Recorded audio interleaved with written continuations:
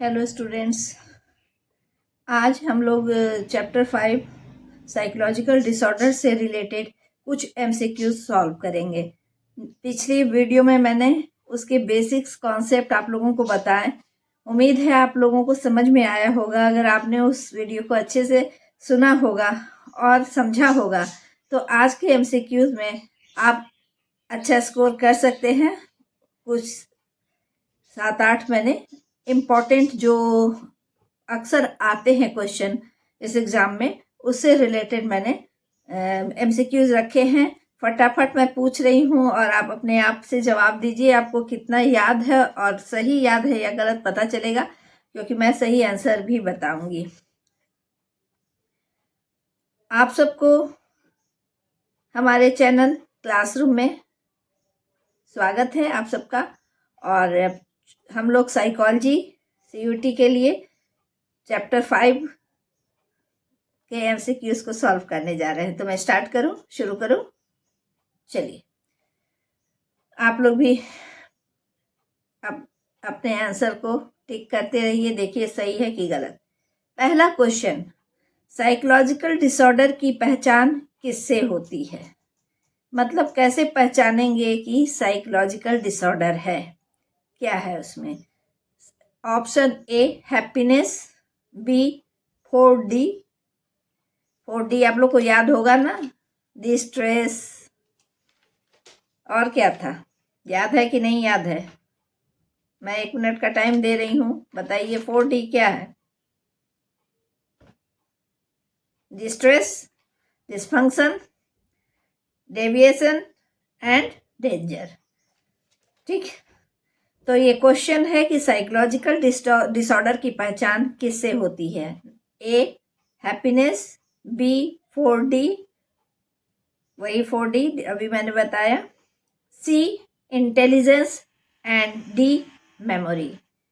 इसका सही आंसर क्या होगा? इसका सही आंसर 4D होगा। यानी जो भी साइकोलॉजिकल डिसऑर्डर्स होते हैं उसमें लगभग ये 4D, डिस्ट्रेस, डिसफंक्शन, ये सारे जो डेंजर, ये चारों आता है ना। नेक्स्ट क्वेश्चन, तो इसका पहले का आंसर बी 4D है।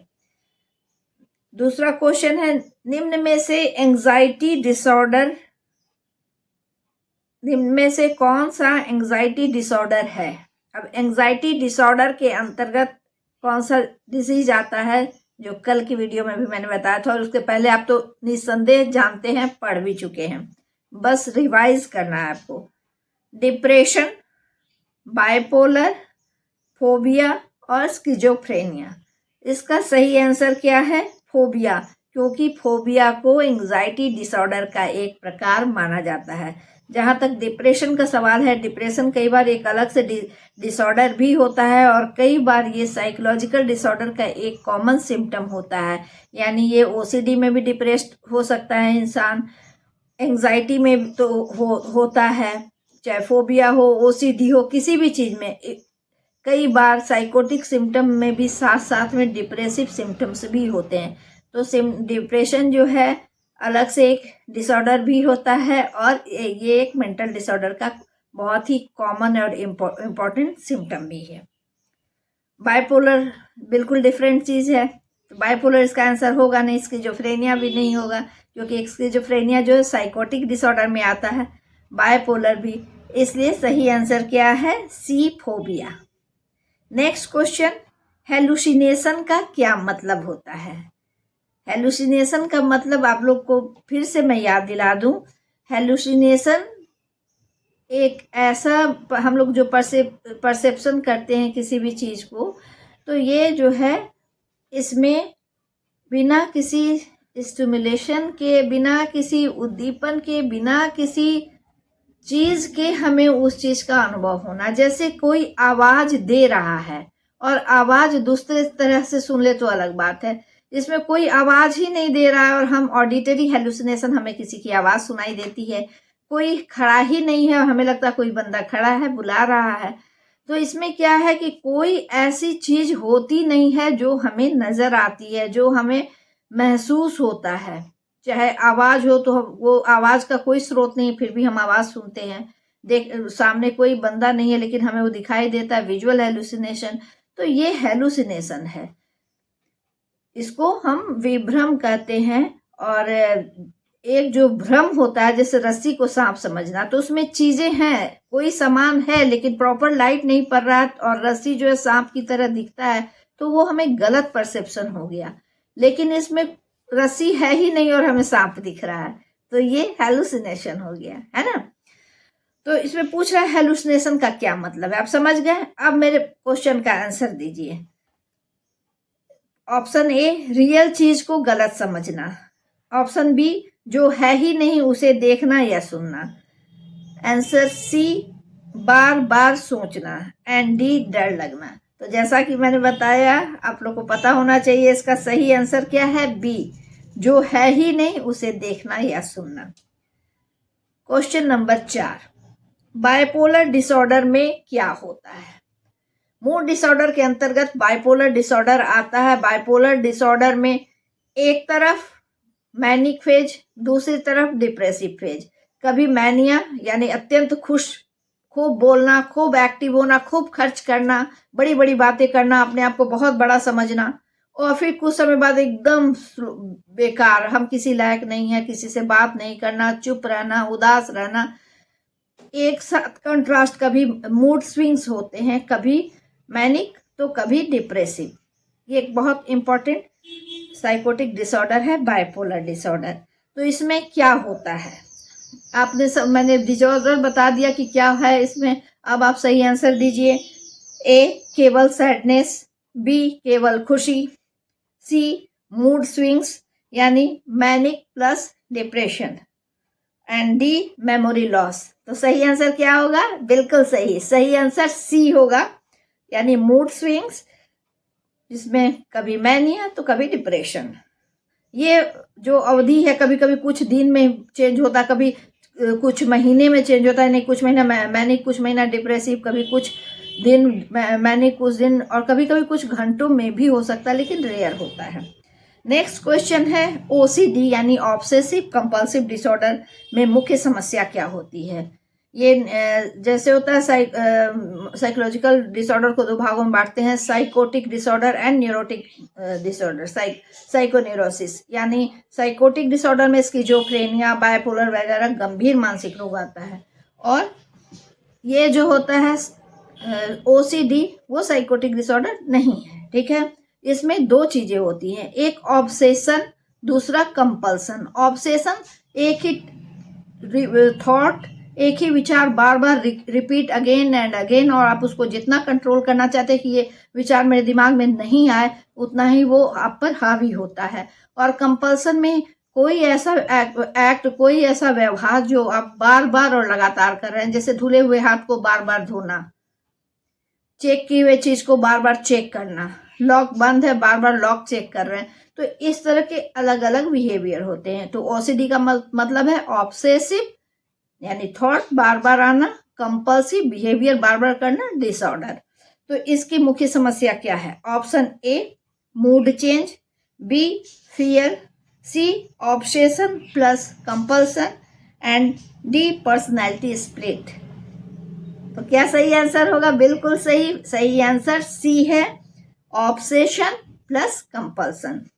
नेक्स्ट क्वेश्चन, स्किज़ोफ्रेनिया में क्या होता है।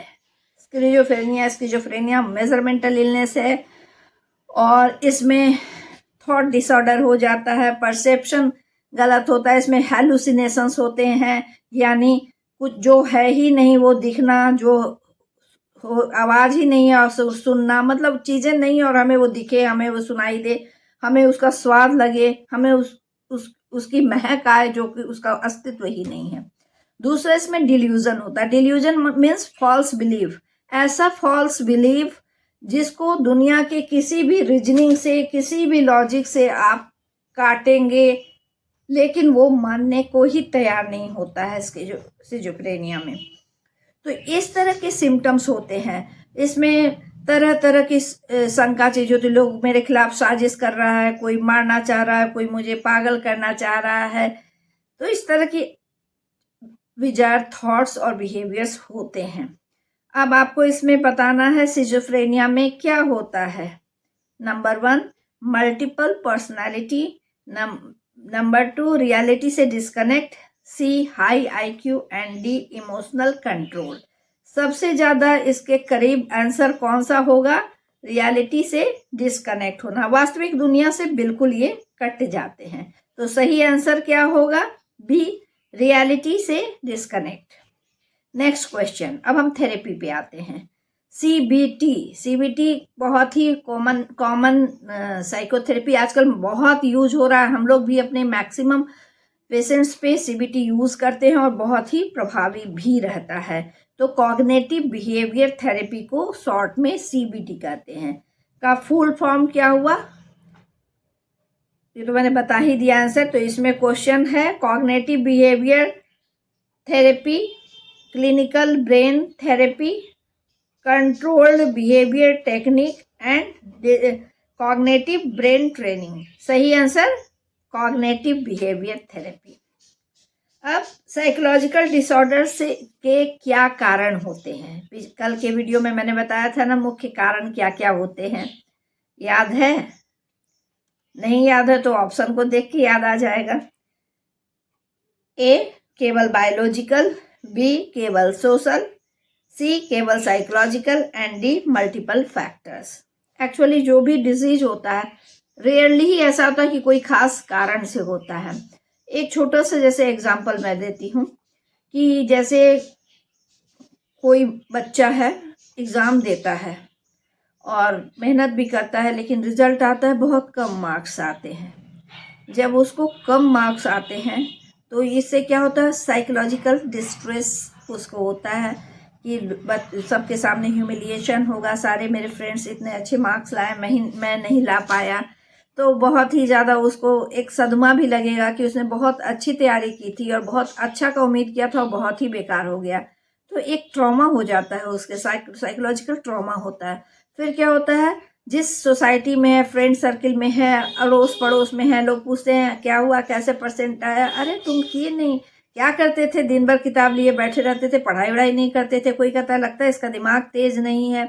फिर पेरेंट्स जब इधर उधर से सुन के आते हैं, टीचर्स से भी या आसपास से, तो पेरेंट्स भी बच्चे को डांटने लगते हैं कि तुम बेकार मेरा नाक कटवा दिए, क्या फ़ायदा था इतना पढ़ाने से, इतना तुम पर रुपया खर्च किए, कोचिंग लगवाएं, ये किए वो किए, मार्क्स नहीं लाए, तुम करते क्या हो, पढ़ाई तुम्हारे समझ में नहीं आता है, ये वो।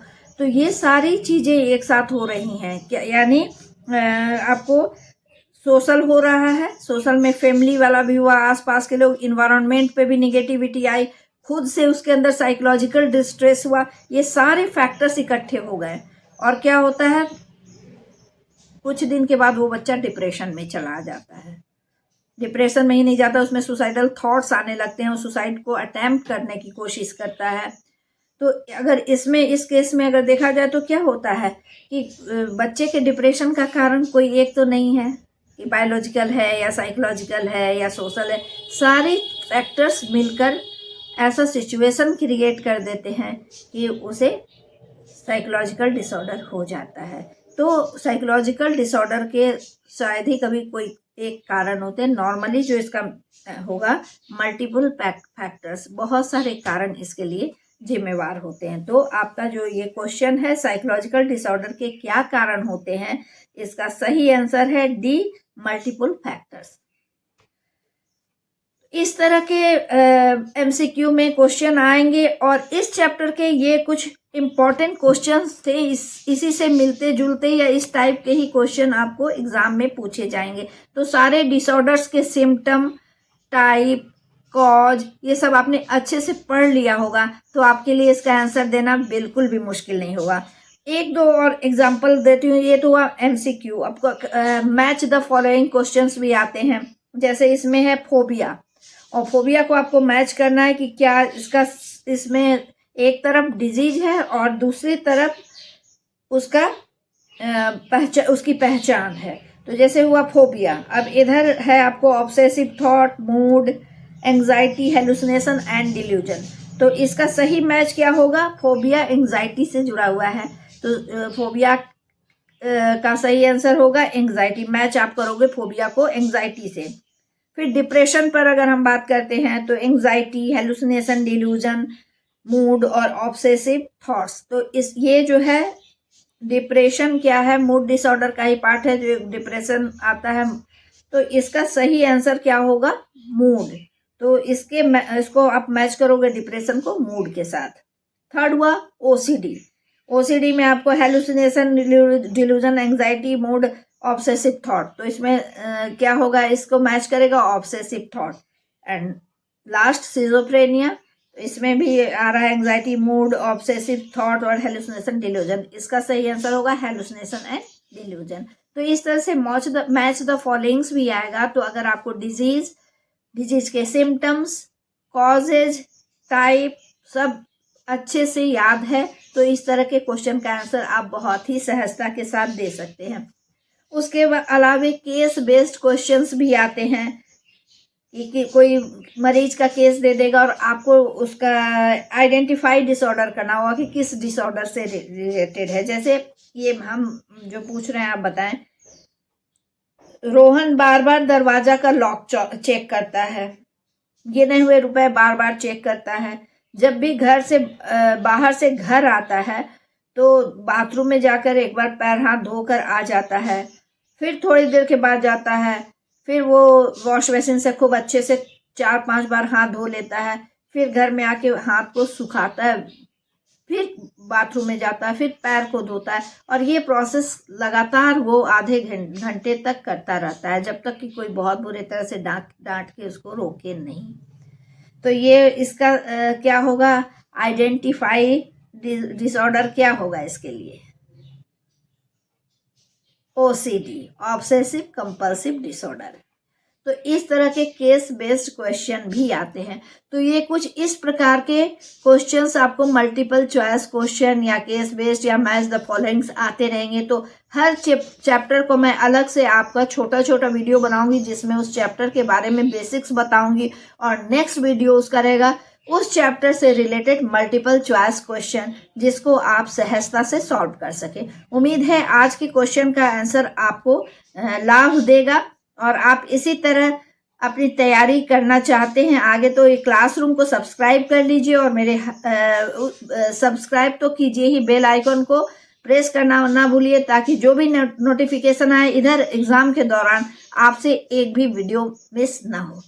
धन्यवाद। Wish you all the best.